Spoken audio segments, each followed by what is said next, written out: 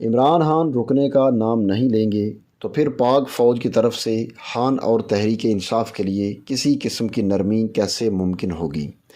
میں پہلے بھی کہہ چکا ہوں اور اب پھر کہہ رہا ہوں کہ عمران خان کو ان کی زبان نے بہت نقصان پہنچایا، اور افسوس کی بات یہ ہے کہ اتنا سب کچھ ہونے کے باوجود وہ اب بھی بلا سوچے سمجھے جو کچھ ان کے دل یا دماغ میں آتا ہے کہہ دیتے ہیں۔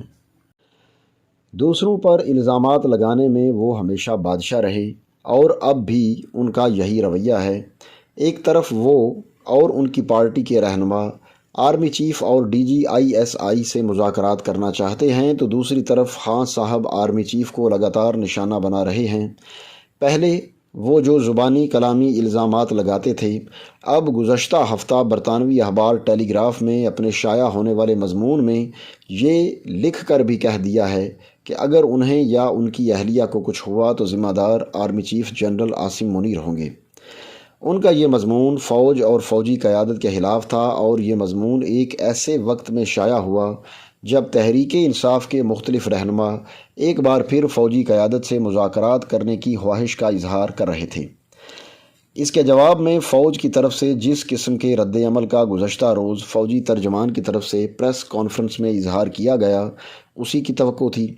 پاک فوج کے ترجمان نے تحریک انصاف سے مذاکرات کی تجاویز کو مکمل طور پر رد کر دیا۔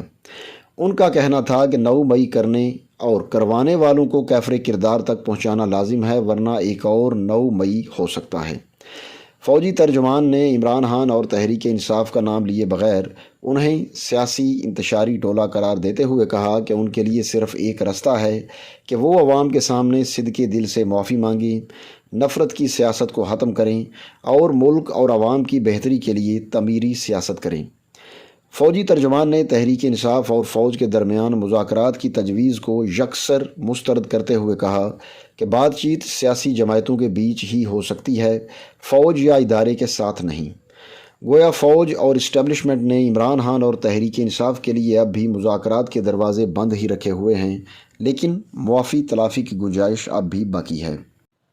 اور معافی تلافی کے لیے عمران خان اور تحریک انصاف کو کیا کرنا ہے یہ بھی فوج کے ترجمان نے بتا دیا۔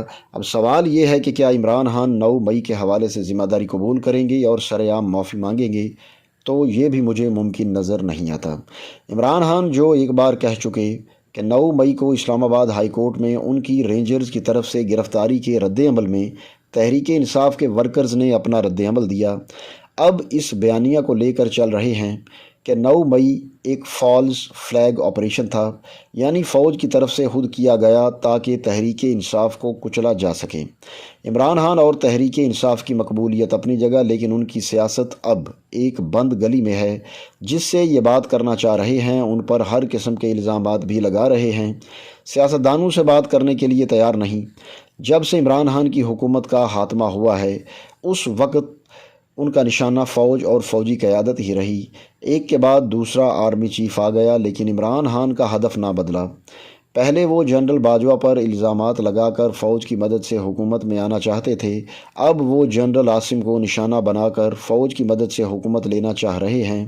یہ ایک ایسی حکمت عملی ہے جو کسی کی بھی سمجھ میں نہیں آتی۔ دوستو، یہ انصار عباسی کا کالم تھا جو 9 مئی 2024 کو روزنامہ جنگ میں شائع ہوا۔ ویڈیو اچھی لگے تو لائک کریں، چینل پر نئے ہیں تو سبسکرائب کریں اور گھنٹی کے بٹن کو دبائیں تاکہ ہماری تمام ویڈیوز کے نوٹیفیکیشنز آپ کو سب سے پہلے ملیں۔ اب آپ سے ملاقات ہوگی اگلی ویڈیو میں، تب تک کے لیے اللہ حافظ۔